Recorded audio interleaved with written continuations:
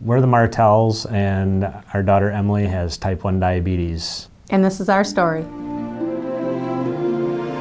They said, we need to do a blood test. Can we have her fast tonight? And the next day we did, sorry, I get emotional.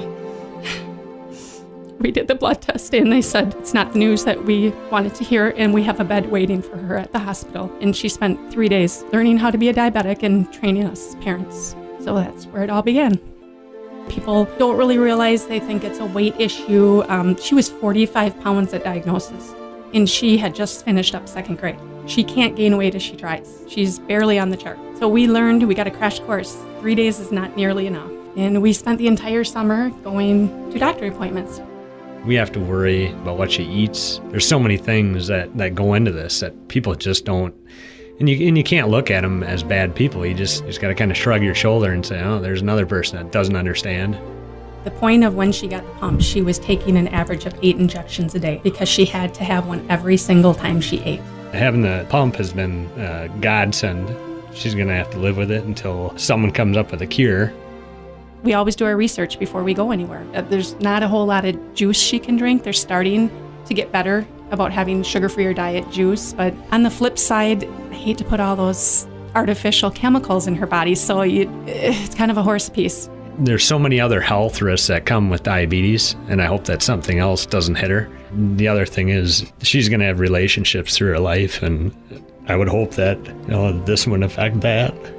One of the things that people don't realize as well is there's very few people that can watch her. So I personally have struggled with jobs, trying to find one where I'm home after school, I'm home for supper, because everything has to be weighed and measured and carbs counted, and it's overwhelming for an adult. It's a lot for a 10-year-old to try to figure out on their own.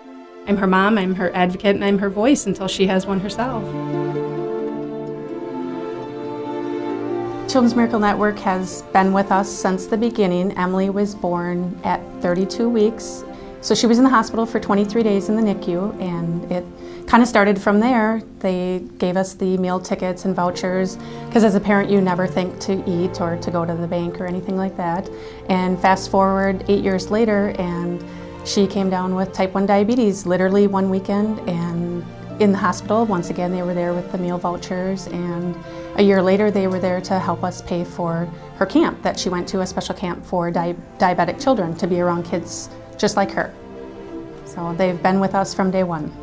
People need that support to get through difficult times, and Children's Miracle Network, they're there any way they can be. There's a lot more to CMN, I think, than what people realize, because like for us, the only experience we really had were the meal vouchers, and to know that there were funds for camps and for different equipment, and there's so many different ways that they can help. And I think we were probably most surprised by the people that are willing to help you, just friends, family.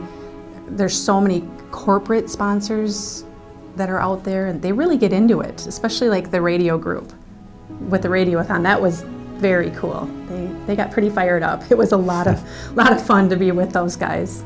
Thank you from our family, and we hope you continue helping other children, and you just never know.